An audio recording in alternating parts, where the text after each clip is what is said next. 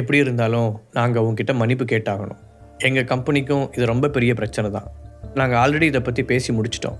இது எல்லாத்துக்குமே காரணம் சந்தனாவோட கவனக்குறைவு தான். இனிமேல் எங்கள் கம்பெனி மூலமாக உங்கள் கூட நடக்கிற ப்ரோக்ராம் எதுலேயும் அவளோட தலையீடு கண்டிப்பாக இருக்காது.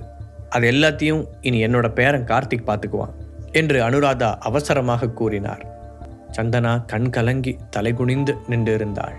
அவள் எந்த தப்பும் செய்யவில்லை என்றாலும் எல்லோரும் சொல்லி சொல்லி தன் மீதுதான் தவறு என்று அவளே நம்ப ஆரம்பித்திருந்தாள். எல்லோரும் அவர்களையே பார்த்து கொண்டிருக்க ரித்திகா சந்தனாவிடம் சென்றாள். சந்தனா, நீங்கள் தேவையில்லாமல் ரொம்ப ஒரி பண்ணிக்காதீங்க. இதில் உங்களோட தப்பு எதுவும் இல்லை என்று அவள் சொல்ல மற்றவர்கள் திகைப்புடன் பார்த்தார்கள். அவர்களில் சிலருக்கு இவ்வளவு நேரம் ஹரிஷ் பேசி கொண்டிருந்தது நினைவுக்கு வந்தது. ரித்திகா, என்ன சொல்கிறீங்க நீங்கள்? சந்தனா தவிப்புடன் அவளை கேட்டாள். ஆமாம் சந்தனா, நான் சொல்கிறது உண்மைதான். ரித்திகா அவளை சமாதானப்படுத்த, ரித்திகா நீ ஏன் இப்படி பேசுகிறேன்னு தெரிஞ்சுக்கலாமா? என்ன நடந்துச்சுன்னு கொஞ்சம் கிளியராக சொல்ல முடியுமா? அனுராதா வேகமாக கேட்க, ஒரு நிமிஷம் மேடம் என்ற ரித்திகா, நீங்கள் இப்போ உள்ளே வரலாம் என்று வாசலை பார்த்து சத்தமாக சொன்னாள். உடனே அந்த 4 சவுண்ட் இன்ஜினியர்களும் உள்ளே வந்து கை கட்டி நிற்க அங்கிருந்த எல்லோரும் என்ன நடக்கிறது என்று புரியாமல் குழப்பத்துடன் ஒருவரை ஒருவர் பார்த்து கொண்டனர். ஹரிஷ் திடீரென அந்த இடத்திற்கு வந்ததே அவர்களுக்கு ஆச்சரியமாக இருக்க, இப்போது ரித்திகாவும் வந்தது அதைவிட ஷாக்கிங்காக இருந்தது. அதோடு 2 பேரும் சொல்லி வைத்தது போல சந்தனாவிற்கு ஆதரவாக பேசினார்கள். ஹரிஷோ தான் ஏற்பாடு செய்தபடி எல்லாம் கரெக்டாக நடப்பதை பார்த்து உற்சாகத்துடன் சந்தனாவின் பக்கத்தில் ஒரு சேரை இழுத்து போட்டு உட்கார்ந்தான். கால் மேல் கால் போட்டவன் அங்கு நடப்பதை கை கட்டி வேடிக்கை பார்க்க ஆரம்பித்தான். அந்த 4 பேரையும் பார்த்த ரித்திகா, என்ன நடந்துச்சுன்னு எல்லாரும் முன்னாடியே சொல்லுங்க என்று கூற, தயக்கத்துடன் நிமிர்ந்து பார்த்த அவர்கள் 4வரும் ஒரே நேரத்தில் கார்த்திக்கை கை காட்டினர். அவர் தான் இப்படி செய்ய சொல்லி எங்களுக்கு பணம் கொடுத்தாரு அவர்கள் சொல்ல, மொத்த ஃபேமிலியும் என்ன நம்ம கார்த்திகா என்று இடி விழுந்தது போல அதிர்ச்சி அடைந்தார்கள். இப்படி ஒரு ட்விஸ்டை சத்தியமாக அவர்கள் எதிர்பார்க்கவில்லை. ஆமாம், அவர் தான் இந்த ப்ரோக்ராம் சரியாக நடக்காமல் கெடுத்து விட்டால் எங்கள் ஒவ்வொருத்தருக்கும் 5 லட்ச ரூபா பணம் தரேன்னு சொன்னார். அதுக்காக மினிஸ்டருக்கு கொடுக்க போகிற மைக்ரோஃபோனையும் டேமேஜ் பண்ணி விட சொல்லி அவர் தான் ஐடியா கொடுத்தாரு. அது மட்டும் இல்லாமல் எக்ஸ்ட்ரா இருந்த எல்லா மைக்ஸையும் ஒர்க் பண்ணாமல் பார்த்துக்க சொன்னார். நாங்கள் சொல்கிறது எல்லாமே உண்மைதான். அவர்கள் அடித்து பேச எல்லோருடைய பார்வையும் கார்த்திக்கின் பக்கம் திரும்பியது. அந்த 4 பேரும் உள்ளே வந்ததிலிருந்து ஹரிஷ் கார்த்திக்கை தான் கவனித்து கொண்டிருந்தான். அவர்களை பார்த்ததும் அதிர்ச்சியில் உறைந்த அவன் தன்னை கண்ட்ரோல் செய்து கொள்ள முயற்சிப்பது வெளிப்படையாக தெரிந்தது. அதுவும் அவர்கள் 4 பேரும் கை காட்டியவுடன் மாட்டிக்கொண்ட ஷாக்கில் முதலில் அவனுக்கு பேச்சே வரவில்லை.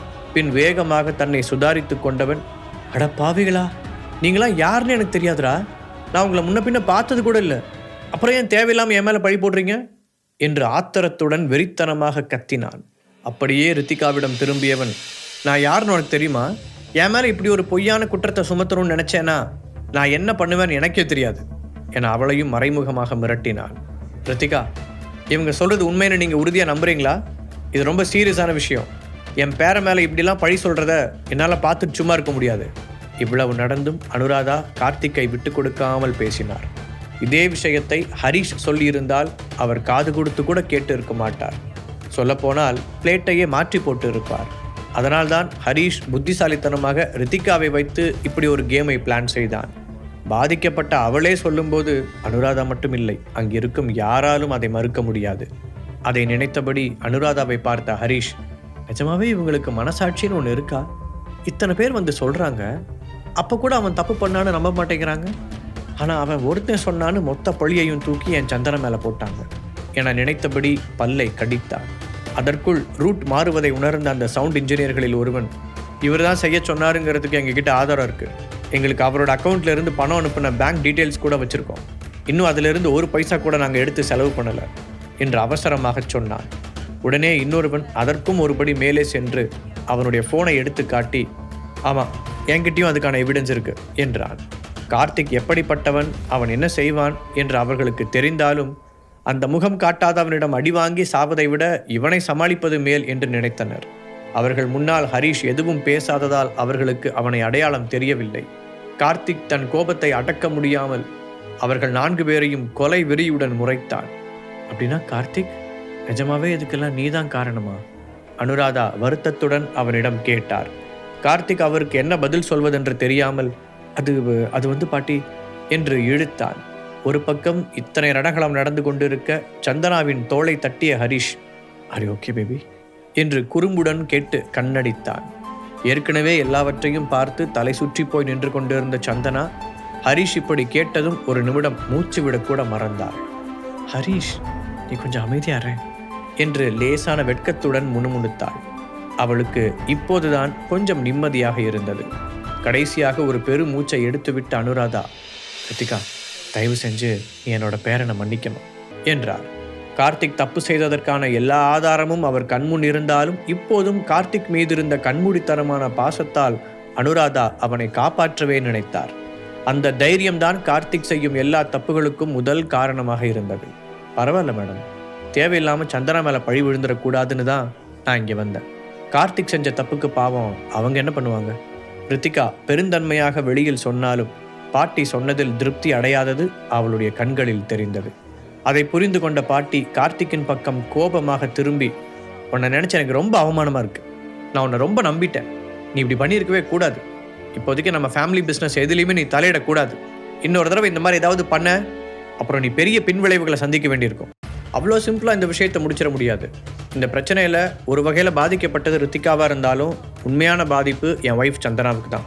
அவளோட பேரையே மொத்தமாக ஸ்பாயில் பண்ணுற மாதிரி ஒரு விஷயத்தை அவன் பண்ணியிருக்கான். ஆனால் நீங்கள் உங்கள் பேரனை அதுக்காக சந்தனா கிட்ட மன்னிப்பு கேட்க சொல்லவே இல்லையே" என்ற ஹரிஷ் பாட்டியை பார்த்து புருவங்களை உயர்த்த அவர் பதில் சொல்ல முடியாமல் முகம் சுருங்கி போய் நின்றார். "என்ன, நான் இவகிட்ட மன்னிப்பு கேட்கணுமா?" கார்த்திக் ஒரு மாதிரி கோபமாக கத்த ஹரிஷின் முகம் இறுகியது. "நீதான தப்பு பண்ண, அப்போ நீதான மன்னிப்பு கேட்கணும்." ஆழ்ந்த குரலில் கேட்டபடி ஹரிஷ் அவனை பார்க்க அந்த வாய்ஸ் அங்கிருந்த எல்லோருக்குள்ளேயும் ஒரு குளிரை பரப்பியது.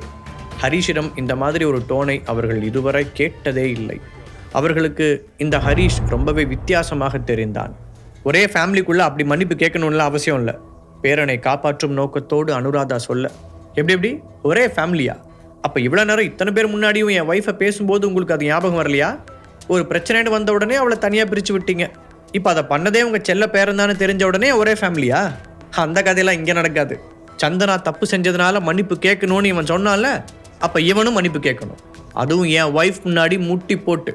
இல்லைன்னா இங்கே நடக்கிறதே வேறையா இருக்கும் ஹரிஷ் சொல்ல. "அப்படி என்னடா பண்ணிடுவ?"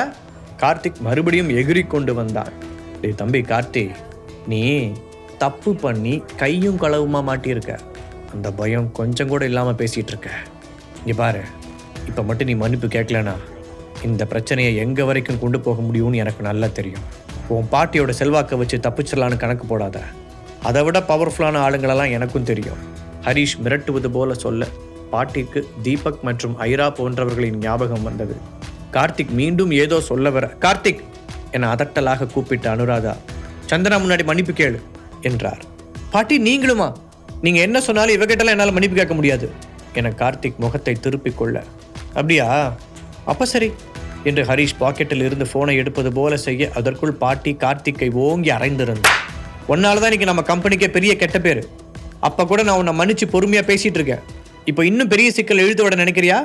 ஒழுங்கு மரியாதை அவகிட்ட மன்னிப்பு கேளு" என்று அவர் அடி குரலில் கத்த பாட்டியை அவ்வளவு கோபமாக பார்த்திருக்காத கார்த்திக் கன்னத்தை பிடித்தபடி சந்தனாவின் முன்னால் வந்தான். "முட்டி போட்டு" என்றபடி ஹரிஷ் தரையில் கண்ணை காட்ட, "பரவாயில்ல ஹரி, வேண்டாம்" என்று சந்தனா அவசரமாக மறுத்தாள். "நீ சும்மாரு பேபி, இவ்வளோ நேரம் செய்யாத தப்புக்கு உன்னை மாற்றி மாற்றி அவமானப்படுத்தினாங்கல்ல, அதோட உண்மையான டேஸ்ட் எப்படி இருக்குன்னு அவங்களும் கொஞ்சம் தெரிஞ்சுக்கிட்டோம்." ஹரிஷ் பிடிவாதமாக இருக்க வேறு வழி இல்லாமல் கார்த்திக் பல்லை கடித்தபடி தரையில் முட்டி போட்டு, "சாரி சந்தனா, இது என்னோட தப்பு தான்" என்றான். சந்தனா எதுவும் பேசாமல் அவனை வெறுப்பாக முறைக்க, "சரி ஓகே, அப்போ நான் வந்த வேலை முடிஞ்சிருச்சு. என்ன நடந்தாலும் அவளுக்காக கேட்கறதுக்கு யாரும் இல்லைன்னு நினச்சிக்காதீங்க. அந்த வானமே இடிஞ்சு விழுந்தாலும் அவளுக்காக அதை தாங்கி பிடிக்க நான் ரெடியாக இருப்பேன். மைண்ட் இட்" என்ற ஹரிஷ் அங்கிருந்து வெளியே போவதற்காக திரும்பினான். பின் ஏதோ நினைத்தவன் போல நின்று கார்த்திக்கை பார்த்தவன், "இனிமேலாவது இந்த மாதிரி குறுக்கு வழியில் அடுத்தவனை கெடுக்கணும்னு பார்க்காம என் ஒய்ஃப் மாதிரி உழைச்சி முன்னேற வழியை பாரு. இது என்னோட ஃப்ரீ அட்வைஸ். வரட்டா?" என்றபடி மற்ற யாரிடமும் எதுவும் சொல்லாமல் கதவை தாண்டி வெளியே போனார். அவனுடைய இந்த புது அவதாரத்தை பார்த்து எல்லோரும் மிரண்டு போய் நின்றனர். ஹரிஷ் வாசலை அடைந்தபோது, "ஹரி, ஒரு நிமிஷம் நில்லு" என்றபடி சந்தனா ஓடி வந்து அவன் முன்னால் நின்றாள். "என்ன விஷயம் பேபி?" "நீ சொன்னா ஒரு நிமிஷம் இல்லை, வருஷ கணக்கில் கூட இதே இடத்துல நிற்பேன். அவ்வளவு நேரம் இருந்த சீரியஸான மனநிலை மாறி உல்லாசமாக சிரித்தான் ஹரிஷ். பாக்கெட் எஃப்எம் ஆப்பை டவுன்லோட் பண்ணி கிங் ஆடியோ சீரீஸை கேட்க ஸ்டார்ட் பண்ணுங்க.